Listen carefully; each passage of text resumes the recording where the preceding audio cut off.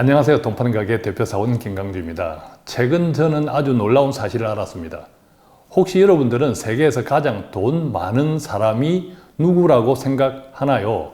아마 많은 사람들은 아마존의 창립자이자 CEO이죠. 제프 베조스를 떠올릴 겁니다. 그런데 최근 순서가 바뀌었다고 합니다. 그동안 1등이었던 제프 베조스가 2등으로 내려앉고 그 자리를 프랑스 사람 올해 72살이라고 하는데 베르나르 아르노가 차지했다고 합니다.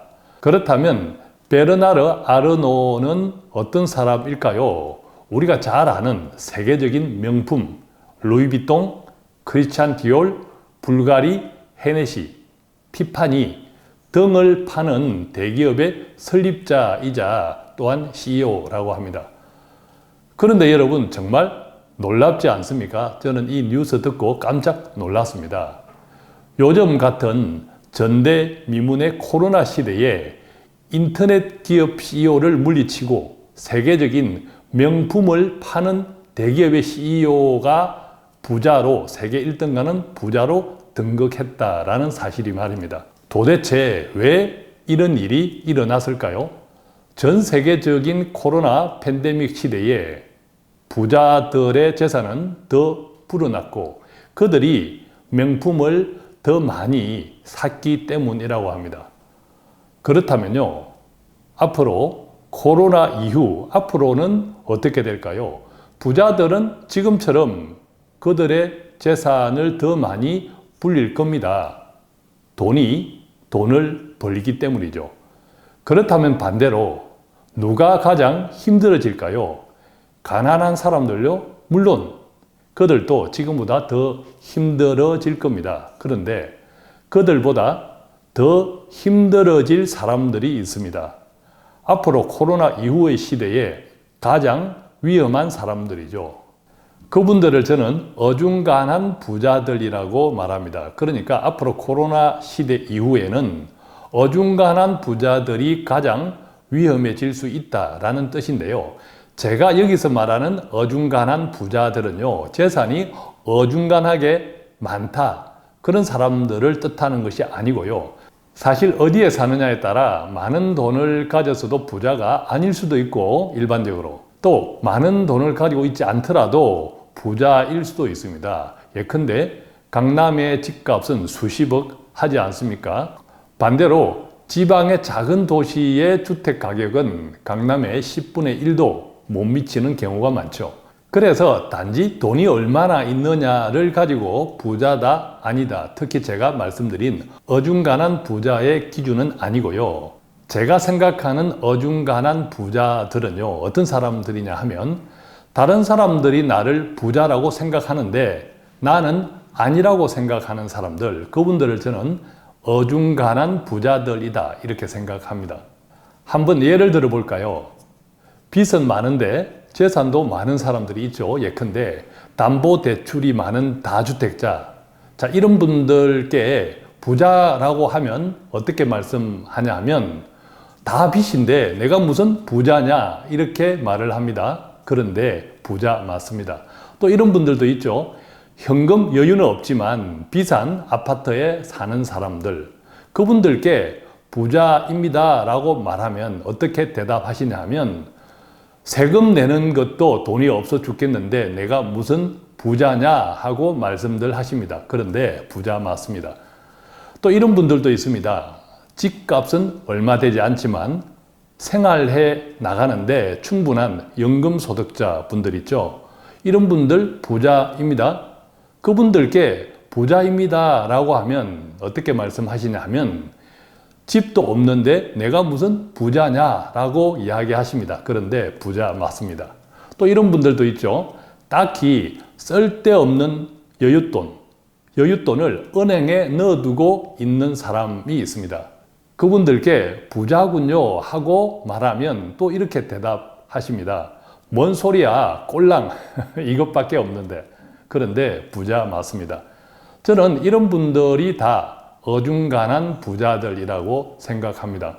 그렇다면요, 제가 앞으로 코로나 이후의 시대에 이 같은 다른 사람들은 부자라고 생각하는데 나는 부자가 아니라고 생각하는 분들, 어중간한 부자들이 왜 위험하다고 생각할까요? 내가 부자라고 생각하면 정말 부자답게 돈을 관리합니다. 부자들은 어떻게 관리하나요? 계획적이죠. 계획적으로 관리하기 때문에 코로나와 같은 전 세계적인 팬데믹이 와도 오히려 돈을 불릴 수 있습니다. 그런데 어중간한 부자들은, 즉 다른 사람들은 부자라고 생각하는데 나는 부자 아니야 하는 분들은 내가 왜 부자냐면서 불만은 많고 정부 욕만 하면서 정작 필요한 계획과 준비는 잘 하지 않습니다. 그러다가 잘못되면요, 노후에 경제력도 떨어지고 자녀들을 비롯한 주변 사람들에게 휘둘리면서 고단한 노후를 살아갈 수도 있습니다. 반대로 부자들은요, 정부를 욕하기보다 정책을 공부합니다. 또 앞으로 어떻게 될지 미래를 생각하죠. 당장에 쓸 돈이 아니라면 작은 돈도 은행에 그냥 두지는 않습니다. 그렇다고 주식 투자만 한다, 이런 뜻은 아니고요. 당장에 쓸 돈은 이자가 없더라도 안전한 은행 예금에 묶어두고 반대로 여유가 있는 목돈은 은행 이자보다 많고 또 주식보다 덜 위험한, 일반적으로 우리가 중위험, 중수익 자산이라고 하죠. 그런 자산에 돈을 넣어둡니다. 그리고 10년 이상 장기적으로 멀리 던져 놓아도 괜찮은 돈은 주식형 자산으로 분산해서 관리합니다. 때때로 전문가의 도움을 받는 것도 주저하지 않습니다. 그런데 어중간한 부자들은, 즉 내가 부자가 아니야 라고 생각하시는 분들은 딱히 쓸데가 없는 목돈을 원금이 보장된다면서 은행에만 넣어둡니다. 그리고 은행 예적금이 아니면 주식밖에 모릅니다. 그런데 주식은 위험하니까 은행에만 넣어두는 거죠. 100세 시대라는데 최소한 10년, 20년을 생각하고 계획하기보다는 당장만 생각하는 경향이 많습니다. 그런데 코로나 이후 앞으로의 시대는요, 모든 것이 빠르게 크게 변화하는 시대입니다. 동의하시죠? 그런데 어중간한 부자분들은 지금까지처럼 돈을 관리하면 어떻게 될까요?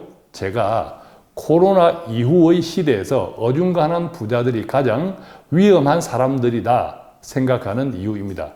자, 그렇다면 어떻게 하는 것이 좋을까요? 세 가지를 말씀드리겠습니다. 첫 번째는요, 부자라고 생각하고 행동을 해야 합니다. 자, 부동산 등 재산은 많은데 빚도 많다고요? 부자 맞습니다.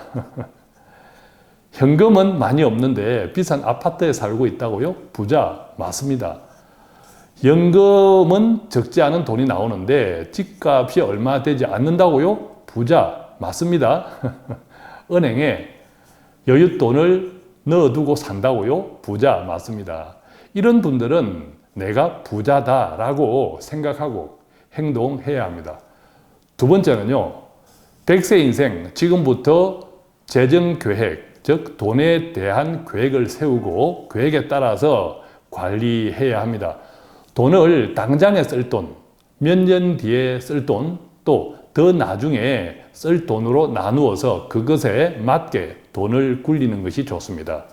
특히 적은 돈이든 큰 돈이든 딱히 쓸데없는 여윳돈이라면 은행에만 넣어두지 마시고 돈이 일하게 해야 합니다.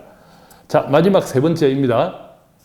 나이가 들수록 목돈보다 매월 나오는 현금이 많아야 합니다. 동의하시죠? 즉 시간이 갈수록 목돈보다 매월 받는 현금이 많아질 수 있도록 돈을 관리하고 굴려야 합니다. 자, 오늘은 이렇게 세계적인 명품만 파는 사람이 세계에서 가장 돈이 많은 부자가 되었다는 사실을 전하면서 코로나 이후에는 어중간한 부자들이 가장 위험해질 것이라는 말씀 드렸고요. 그렇다면 어떻게 해야 하는지에 대한 몇 가지 생각도 함께 나누었습니다. 좀 도움이 되셨습니까? 고맙습니다.